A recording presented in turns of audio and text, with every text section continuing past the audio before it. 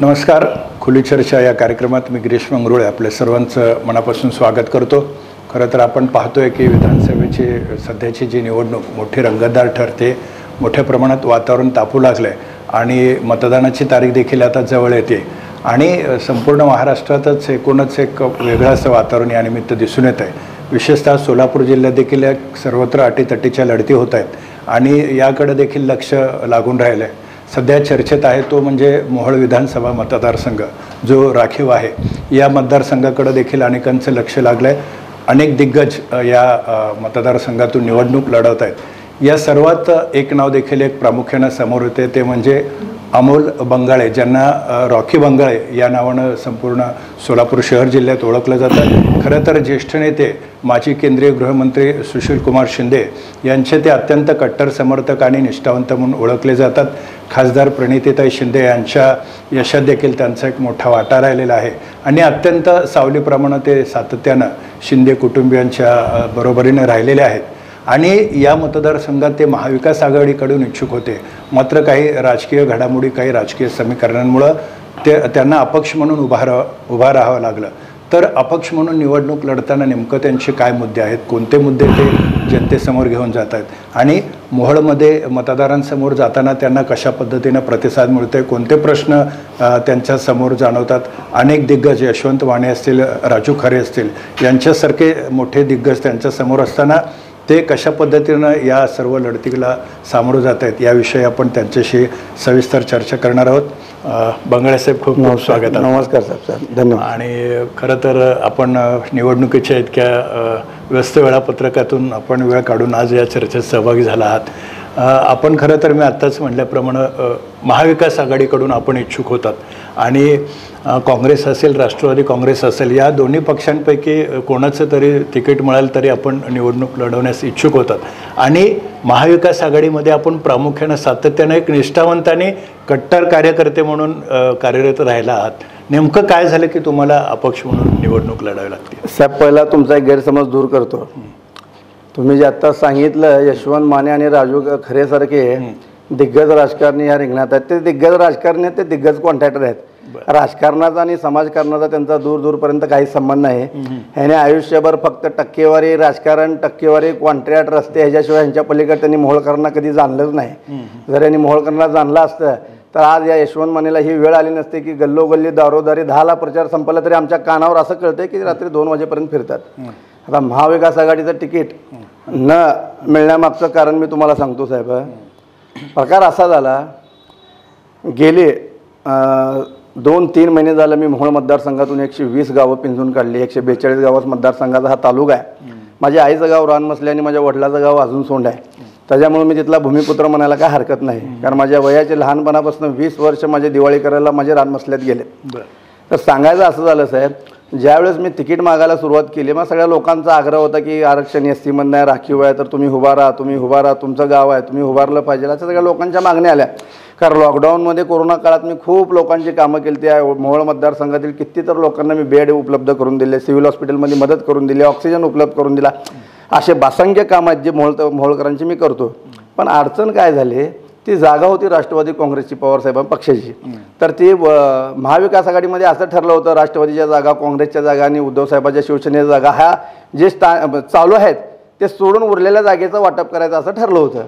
मग त्याच्यामुळे माझी अडचण काय झाली, मी काँग्रेस पक्षाचा, मी शिंदेसाहेबाचा कट्टर समर्थक, माझ्या वयाच्या 15 वर्षापासून मी साहेबासोबत, ताईसोबत काम करतोय.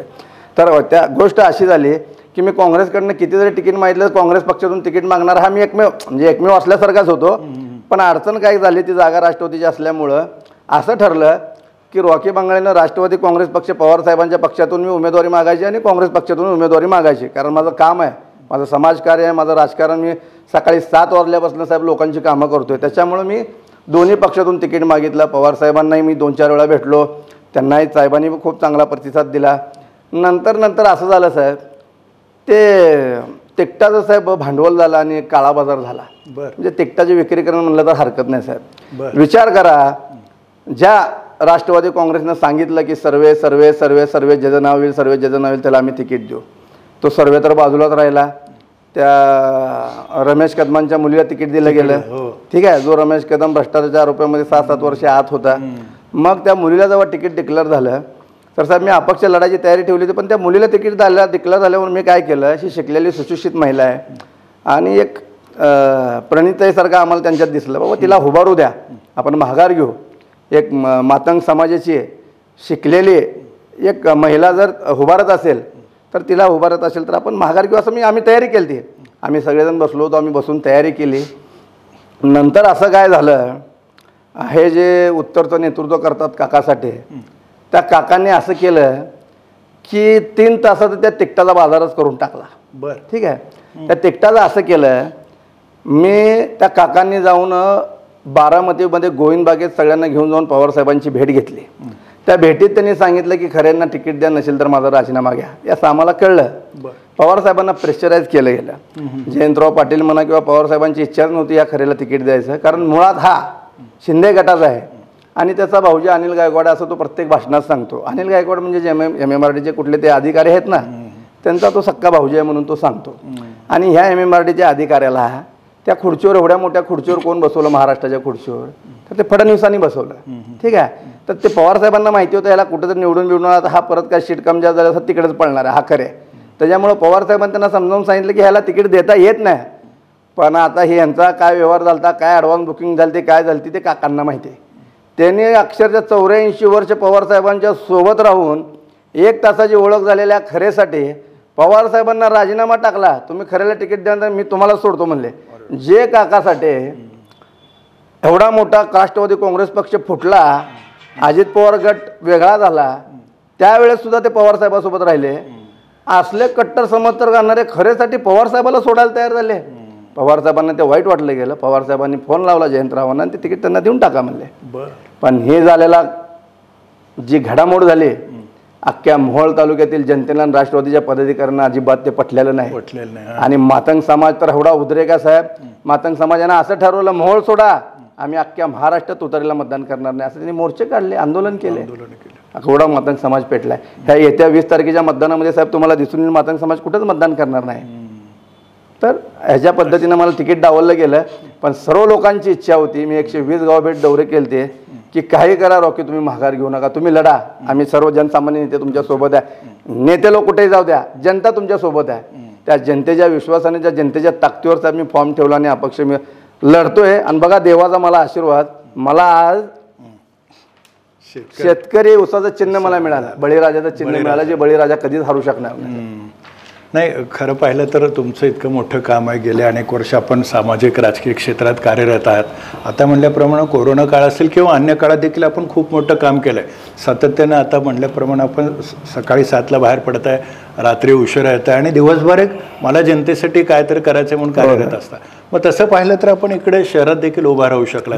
मोहोळच तुम्ही का आग्रह धरताय त्यासाठी? साहेब त्याच्या मागची कारणं काय आहेत, मी मगाच तुम्हाला सांगितलं की मोहोळ मतदारसंघामधलं जे रानमसले गाव आहे ते माझ्या आईचं गाव आहे. बरं.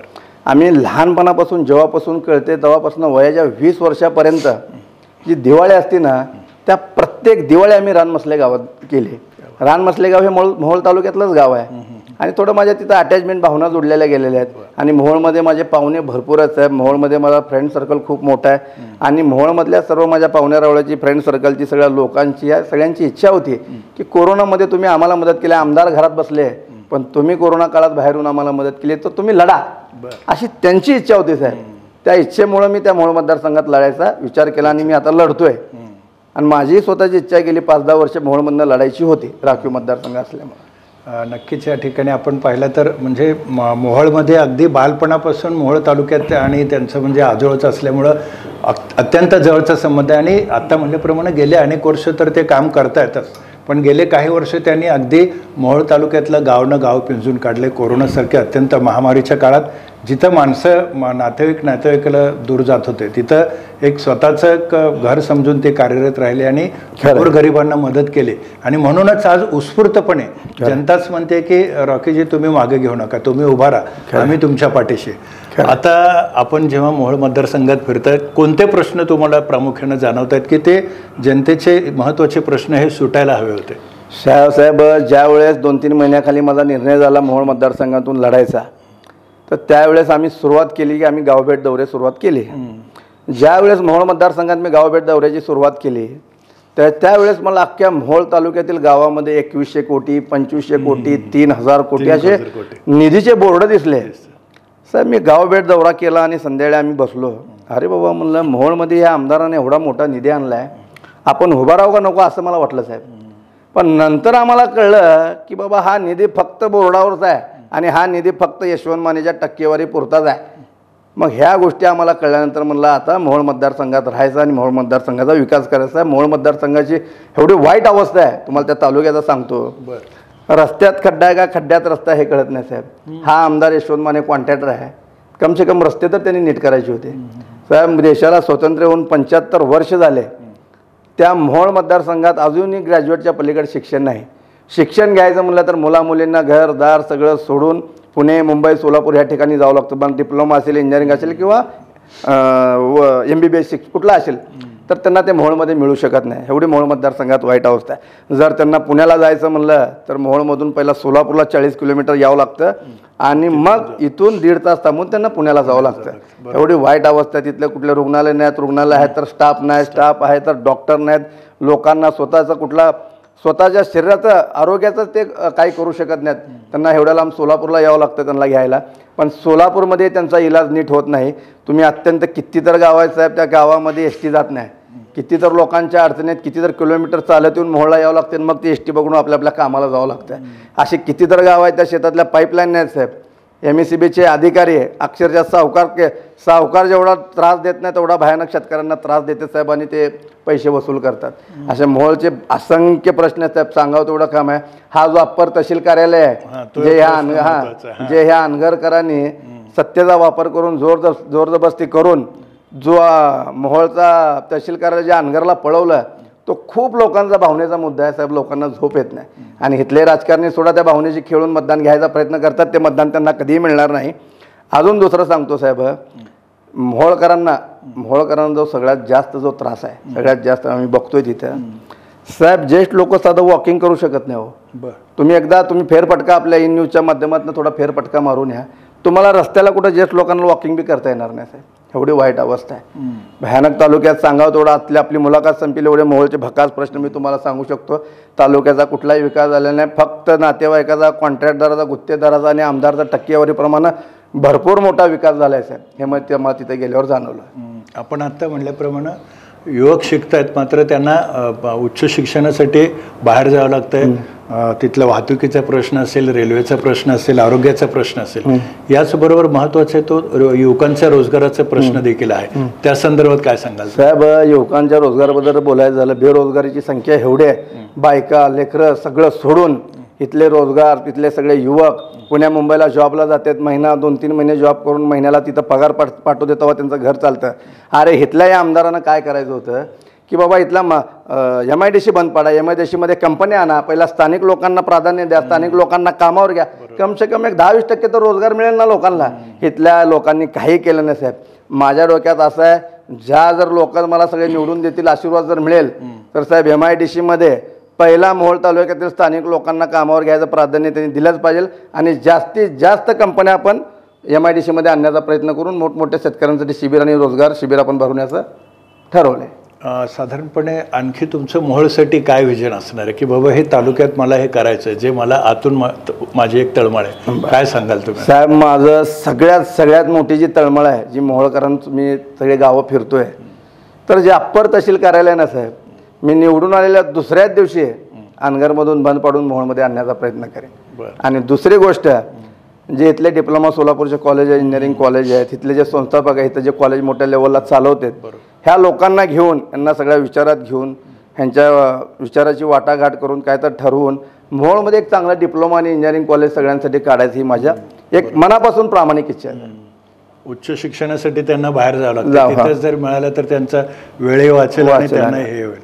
आणखी एक आपण पाहिलं तर सध्याचे आता एक मोहोळमधलं वातावरण पाहतोय की विकासाच्या मुद्द्यावर बोलण्याऐवजी वैयक्तिक टीका-टिप्पणी ते ह्याच्यावर चालली आहे. काय सांगाल तुम्ही या संदर्भात? म्हणजे जे स्तर खालवतोय, विकास लांब राहिला आणि वैयक्तिक टीका-टिप्पणी. असं झालंय, हे जे 2 उमेदवार आहेत, हा यशवंत माने घड्याळाचा आणि हा राजू खरे तुतारीचा, ह्या दोघांचं जर तुम्हाला सांगायचं झालं, ही का ह्या लेवलला टीका टिप्पणी का सुरू झाल्या याच्या मागची कारणं सांगतो साहेब. एक राजकारणी जेव्हा एक समाजकारणी जेव्हा एका युद्धात उतरतो ना तो ह्या लेवलला उतरत नाही. हे आहेत कॉन्ट्रॅक्टर लोक, ह्यांच्या डोक्यात गुत्तेदारी आहे.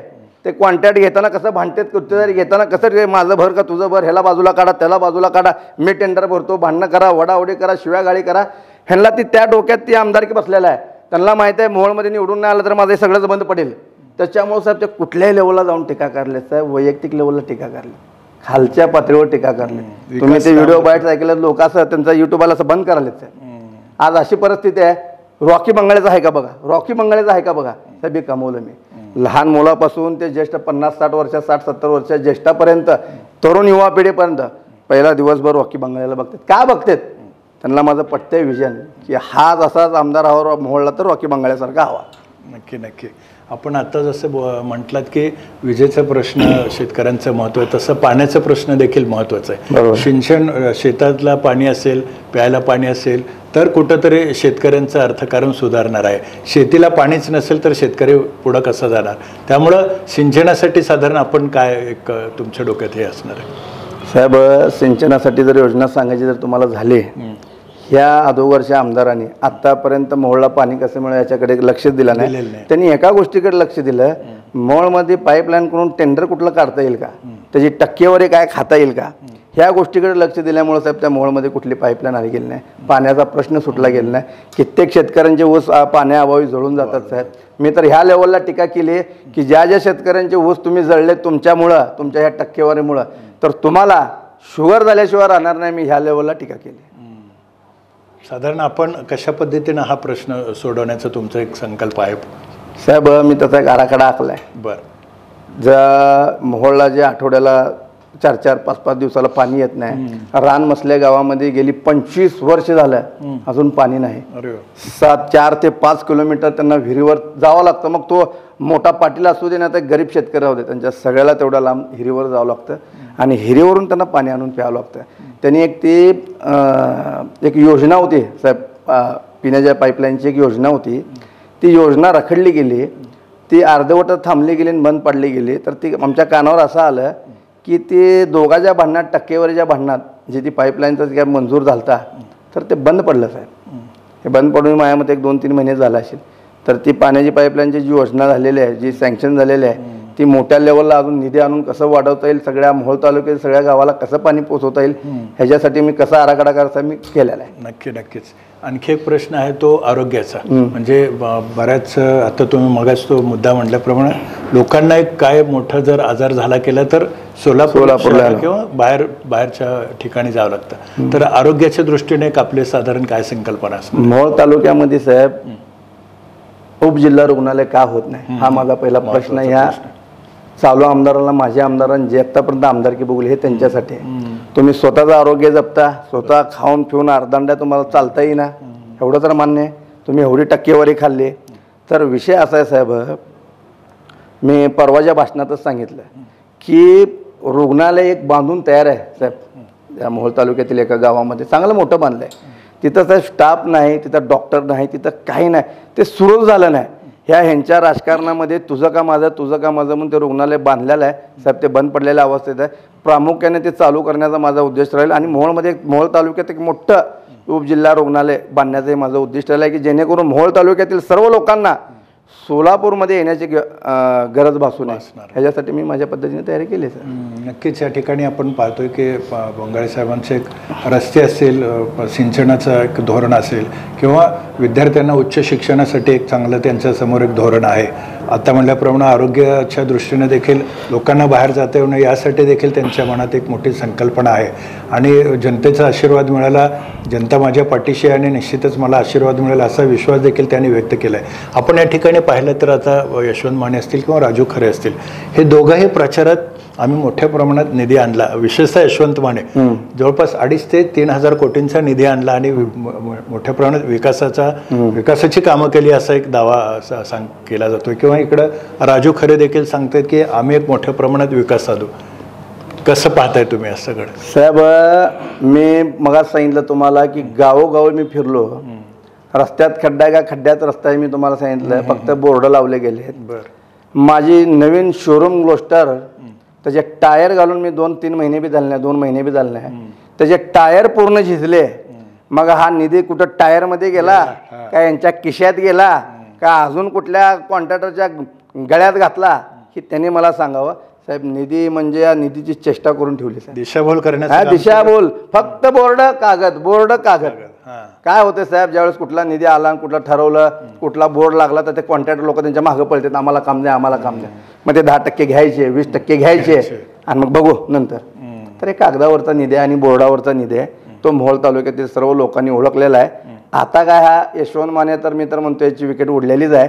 त्यांनी आता परत आयुष्यात या राजकारणात पडू बी नाही असं मी तुम्हाला सब इन न्यूजच्या माध्यमातून सांगतो. बरं, या ठिकाणी आणखी एक आजची एक सगळ्यात महत्त्वाची मोठी घटना घडली म्हणजे आपण संघर्ष योद्धा मनोज जरांगे पाटील यांची आपली एक भेट झाली आणि या भेटीमुळं एक मोठी चर्चा आज संपूर्ण दिवसभरात होते किंवा आणि तालुक्यात देखील याला एक वेगळ्या दृष्टीनं पाहिलं जातं. काय सांगाल नेमकं तुम्ही?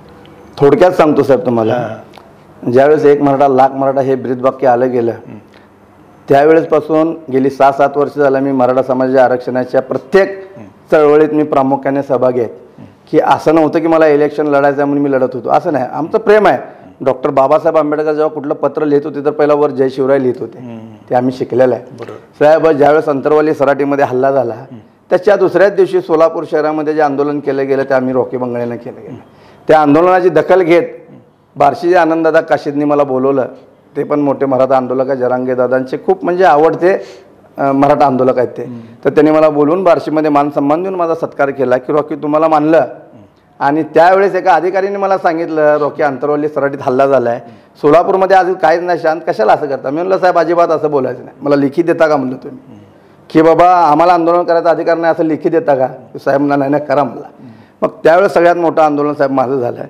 आणि सोलापूर जिल्ह्यामध्ये जे उपोषण झालं होतं जिल्हा परिषदपाशी, जे प्रत्येक जिल्ह्यामध्ये एकाने उपोषण करायचं ठरवलं होतं ते उपोषणही माझ्या हातनं सोडवलं गेलं. याचा मला गर्व, याचा मला अभिमान आहे. आणि ज्यावेळेस आम्ही मनोजदादा जरांगेंना भेटायला गेलो की आम्हाला खूप अभिमान होतो, त्यांना आम्ही एकदा दैवत मानतो. भेटताना साहेब कधी बघू अशी इच्छा झाली त्यावेळेस, पण आज दादांच्या एवढ्या जवळ पोचलो, एवढ्या जवळ गेलो याचा मला खूप स्वाभिमान आहे. ज्यावेळेस मनोजदादा जरांगे, राजरत्नदादा आंबेडकर आणि मुस्लिम समाजाचे धर्मगुरू नोमाणी साहेबाची एक आघाडी झाली आणि त्यांनी महाराष्ट्रामध्ये इलेक्शन लढवायचं ठरवलं, डिक्लेअर केलं. त्यावेळेस रात्री 2:30पर्यंत ह्यांची मीटिंग सुरू होती. आम्ही अंतरवाली सराटीतच होतो आणि मोहोळ मतदार तालुक्यातलं मोहोळचं गावात तालुक्याचं जेव्हा नाव आलं तेव्हा रॉकी बंगाळे हे नाव राजरत्नदादा आंबेडकरनी प्रेस कॉन्फरन्स की मोहोळ मतदारसंघातून आम्ही रॉकी बंगाळेंना उमेदवार दिले.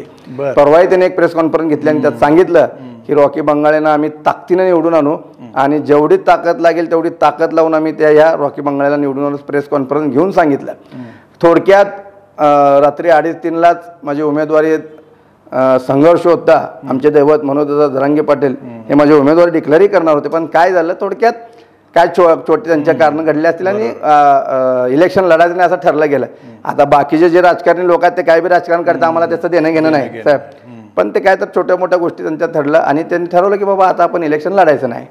पण नंतर असं ठरलं की ज्याने आता फॉर्म ठेवला आहे तर त्यांना आपण ताकद देऊन लढवून आणू. आणि माझं सांगणं आहे साहेब, काय लोक म्हणतात आम्हाला पाठिंबा, दुसरा उमेदवार म्हणतो आम्हाला पाठिंबा. बाबांनो मला इन न्यूजच्या माध्यमातून तुमच्या दोघांनाही माझं सांगणं आहे, आज तारीख 14 नोव्हेंबर मनोजदादा जरांगे यांना मी, पाटील साहेबांना मी अंतरवाली सराटीत भेटून आलो. मनोजदादांना त्यांनी मला जिंकण्याचा आशीर्वाद दिला. आता जिंकूनच अंतरवाली द्यायचा असा आशीर्वाद दिला. त्याचा आज व्हिडिओ आणि फोटोही तुम्ही पाहिले असतील. जर तुम्हाला त्यांचा जर आशीर्वाद असेल किंवा तुम्हाला जर त्यांचा काय पाठिंबा मिळाला असेल तर तुम्ही आज जाऊन तिथं दाखवा किंवा त्यांची भेट घेऊन या आणि जनतेला सांगा.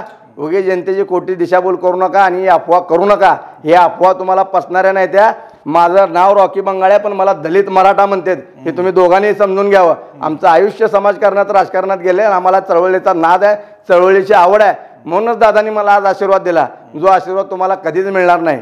आणि दुसरी गोष्ट तुमच्या दोघांनाही सांगतो, यशवंत माने हा महायुतीचा आहे, जो फडणवीस साहेबांसोबत त्यांची युती आहे. ज्या माणसाची फडणवीस सोबत युती आहे त्यांना अजिबात मत करायचं नाही म्हणून सांगितलंय. दुसरा उमेदवार तुतारीचा खरे हे आज ह्याचा भाऊजी आहे म्हणून सांगतो आम्हाला, अनिल गायकवाड आमचा भाऊजी आहे म्हणून सांगतो. ज्या अधिकाऱ्याला फडणवीसांनी बसवले, फडणवीस जो सांगेल तो ऐकतो, तर ह्याला मतदान करून अजून फडणवीसाची ताकद वाढवतील का? त्यामुळे मराठा समाजातील बांधवांनी सगळ्यांनी ओळखून घेतलेलं आहे की मतदान कुणाला करायचं आणि कुणाला पाडायचं हे सगळ्यांनी ओळखून घेतलेलं आहे. म्हणून तुमच्या पायाखालची वाळू घसरले, म्हणून रात्री 10 वाजले तरी तुम्ही घरात बसले नाही, 2-2 वाजेपर्यंत फिरता असं लोकांनी आम्हाला सांगितलं. त्याच्यामुळे तुमच्या दोघांचाही पराभव झालेला आहे. अपक्ष उमेदवार रॉकी बंगाळे हा भव्य मतानं तिथं निवडून आलेला आहे, हेही मी तुम्हाला सांगतो. नक्कीच. आणखी एक गोष्ट या ठिकाणी मला एक तुम्हाला विचारायची आहे की महाविकास आघाडी असेल किंवा महायुती असेल यांच्यात जागावाट करून गोंधळ झालेला आहे, काही ठिकाणी कुरबुरी झालेल्या आहेत, काही ठिकाणी एकमेकाला आव्हान दिलं गेलेलं आहेत. आपण आता मोहोळमध्ये पाहतोय की काँग्रेसचे लोक कुठं जास्त फिरताना दिसत नाहीत. काय म्हणजे तुम्ही कसं बघताय सगळ्याच्याकडे? साहेब, मुळात काँग्रेसचे म्हणण्यापेक्षा काँग्रेसची लोक, राष्ट्रवादी काँग्रेस पवारसाहेबांची लोक आणि शिवसेना उद्धव साहेबांची लोक ह्यांना हा उमेदवारच पटलेला नाही. बरं. काय जे आयुष्यभर ज्यांनी काम करतात राष्ट्रवादी पक्षात, काँग्रेस पक्षात, उद्धव साहेबांच्या शिवसेना पक्षात, या सगळ्याला डावलून शिंदे गटाच्या फडणवीसाच्या माणसाला एका तासात तिकीट दिलं जातं आणि तरा चलायचं काम करा, ह्याला निवडून आणा, हे कुणाला पटेल का? साहेब, अख्खा काँग्रेस पक्ष सोडा, अख्खा शिवसेना पक्ष त्यांच्यासोबत नाही, हे मी तुम्हाला सांगतो. आणि जी लोक म्हणतात सांगली पॅटर्न, तर सांगली पॅटर्नच्या दुपटीनं सांगली पॅटर्न या मोहोळमध्ये झाल्याशिवाय तुम्हाला दिसणार नाही. म्हणजे मोहोळमध्ये सगळ्यात मोठा सांगली पॅटर्न होणार आहे, ह्याच्यापेक्षा डबल सांगली पॅटर्न तुम्हाला मोहोळमध्ये दिसेल आणि येत्या 20 तारखेला मतदान रूपे तुम्हाला दिसेल. ह्या दोन्ही उमेदवारासाहेब डिपॉझिट जप्त झाल्याशिवाय राहणार नाही. अप्पर तहसील कार्यालयाचा मुद्दा मग आपण म्हटल्याप्रमाणे एक महत्त्वाचा मुद्दा राहिला, त्याच्यावरनं बरेच आंदोलनं, आरोप प्रत्यारोप झाले आणि या संदर्भात एक संघर्ष समिती देखील आता स्थापन झालेली आहे, त्यावरून देखील चर्चा सुरू आहे. साधारण काय सांगाल या सगळ्याबाबत आपण? ह्या सगळ्याबद्दल जर सांगायचं झालं, मोहोळकरांच्या भावनेशी खेळण्याचं या संघर्ष समितीचं काम आहे आणि आपलं बजेट आणि आपलं व्हॅल्युएशन पैसे कसे वाढतात हे यांचं काम आहे. मोहोळ संघर्ष समिती स्थापन केली आहे, उमेशदादा पाटील असतील, अजून कोण कोण भरपूर आहेत, हे लोक सगळे असतील. ह्या लोकांनी आंदोलन, मोर्चाने जोडोमार आंदोलन केलं की मोहोळचं अप्पर तहसील कार्यालय आम्ही मोहोळमध्ये आणल्याशिवाय राहणार नाही. नागनाथ महाराजांच्या मंदिराचा शपथ खाल्ली गेली की आम्ही सगळेजण ताकदीनं वागू, आम्ही कोणी फुटणार नाही असं वागू. त्याच उमेशदादा पाटलाला माझं आव्हान आहे की ज्या राजू खरेला तुम्ही म्हणत होता की हा कोण आहे काय, याला मी ओळखती नाही, आत्ता 1-1.5 महिन्याखाली म्हणत होता, असं काय तुम्हाला पॅकेज दिलं गेलं? 1 तासात तुम्ही पवारसाहेबाच्या तिथं जाऊन बसलात की आम्हाला राजू खरेला तिकीट द्या. सगळ्या संघर्ष समितीला संजय क्षीरसागरला बाजूला ठेवलं, पवन गायकवाडला बाजूला ठेवलं, भूमिपुत्र नागेश क्षीरसागरला बाजूला ठेवलं, रॉकी बंगाळेला बाजूला ठेवलं. ओट सूट तुम्ही खरे खरे खरे म्हणून जाऊन तिथं बसला तिकीट द्या म्हणून. ज्या राष्ट्रवादी काँग्रेस पक्ष पवारसाहेबाच्या पक्षाने तुम्हाला प्रवेशही दिला नाही तरी तुम्ही त्या राजू खरेला डोक्यावर घेऊन नाचता. हा कशामुळं? मोहोळकरांची फसवणूक कशामुळं करता? उमेशदादा पाटलांना माझं तुम्हाला सांगणं आहे की तुमचा जो सावली बंगला आहे त्याच्या पुढं आता एक शब्द लिहा, खरेची सावली, एवढा तुम्ही शब्द लिहा. ज्या संतोषदादा पाटील तुमचे बंधू आहेत त्या आंदोलनामध्ये जोडेमार आंदोलन करून यशवंत मानेला 4 चपल्या जास्त मारल्या, ते यशवंत मानेसोबत खुर्ची लावून काय करता हे पहिला त्यांना विचारा. ती शपथ त्यांनी स्वतः खाल्ली होती हे त्यांना विचारा. मोहोळच्या जनतेची तुम्ही दिशाभूल करू नका. पवारसाहेबांची संघर्ष समिती आहे, हे अनगरकर बी पवारसाहेबांचेच आहेत आणि उभारलेले तुतारी ही बी पवारसाहेबांचीच आहे. मग तुम्ही मोहोळकरच्या जनतेला, तालुक्यातील सर्व लोकांना भावनिक मुद्दा येड्यात काढता, तुम्ही फसवता, लोकांच्या भावनेशी खेळता. हे तिन्ही जर लोक पवारसाहेबाचे असतात मग तहसील कार्यालय आणणार कोण? निवेदन देऊन आणता अनगरकरांना, डीडी देऊन आणता, चेक देऊन आणता का दमदाटी करून आणता? हे मला तुम्ही सांगा. तुम्ही फक्त पैशाचं राजकारण केलेलं आहे. ही संघर्ष समिती साफ खोटी आणि भोगस आहे. तुम्ही याचं उत्तर द्यावे की तुमचे भाऊ तिथं काय करतात, काय नाही.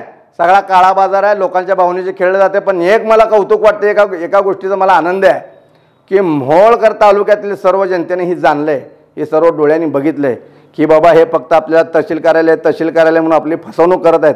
तर ह्यांचा हे सगळे फसवायचे धंदे लोकांनी ओळखलेत आणि ते जागरूक आहेत. ते कुणाला मतदान करत त्यालाच करतील. आम्ही काय असं घरात AC मध्ये बसून मोबाईल लावून अनगरगावात टीका करत नाही. आम्ही अनगर चौकात जाऊन, वाळूज देगाव तिकडल्या सगळ्या गावात जाऊन आम्ही आमच्या बाईट दिलेत. तुम्ही ती बाईट बी देऊ शकत नाहीत, लक्षात घ्या. आमच्यात लढायची धमक आहे. यशवंत मानेला कसं बाहेर काढायचं हे आम्हाला चांगलं कळतंय.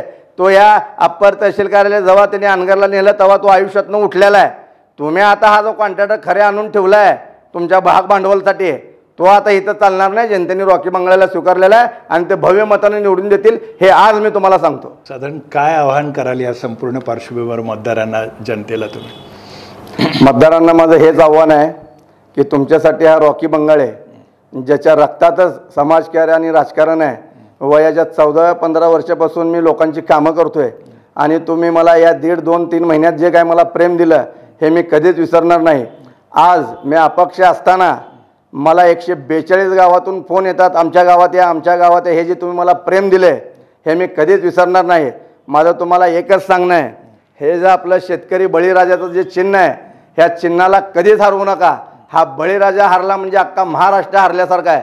म्हणून तुम्हाला विनंती करतोय का 20 तारखेला तुटून 100% मतदान करा व या शेतकऱ्याला जिंकवा. अख्ख्या महाराष्ट्राने निकाल बघू द्या, मोहोळमध्ये शेतकरी निवडून आला. माझे 2 शब्द संपवतो. धन्यवाद. खुली चर्चा या कार्यक्रमात आज आपल्या या व्यासपीठावर अमोल उर्फ रॉकी बंगाळे जे अपक्ष म्हणून मोहोळ मतदारसंघातून निवडणूक लढवत आहेत ते आज सहभागी झाले आणि त्यांनी संपूर्ण तालुक्यातली काय परिस्थिती आहे सांगितली आणि त्यांचं काय व्हिजन आहे, कशा पद्धतीनं ते मोहोळ तालुक्याचा विकास करणार आहेत हे देखील त्यांनी स्पष्ट केलं. आणि त्यांनी आत्मविश्वास देखील व्यक्त केला की जनता माझ्या पाठीशी आहे, कारण मी प्रामाणिकपणे गेले अनेक वर्ष तळमळीनं काम करतोय. माझा हेतू स्वच्छ आहे, माझा हेतू प्रामाणिक आहे, माझा उद्देश प्रामाणिक आहे, निस्वार्थी आहे आणि म्हणूनच आज मला मोहोळ तालुक्यातील प्रत्येक गावातून फोन येतोय आणि प्रत्येक गावात भेटायसाठी बोलवत आहेत. आणि सगळ्यात महत्त्वाचं संघर्ष योद्धा मनोज जरांगे दादा यांचा आशीर्वाद माझ्या पाठीशी आहे. त्यामुळं जनता माझ्या पाठीशी असल्यामुळं माझा विजय निश्चित आहे असा विश्वास त्यांनी व्यक्त केला. बंगाळे साहेब, आपण या ठिकाणी आज या चर्चेत सहभागी झालात आणि आपली भूमिका मांडलात, आपण वेळ दिलात त्याबद्दल आपलं मनापासून आभार व्यक्त करतो. धन्यवाद साहेब. धन्यवाद.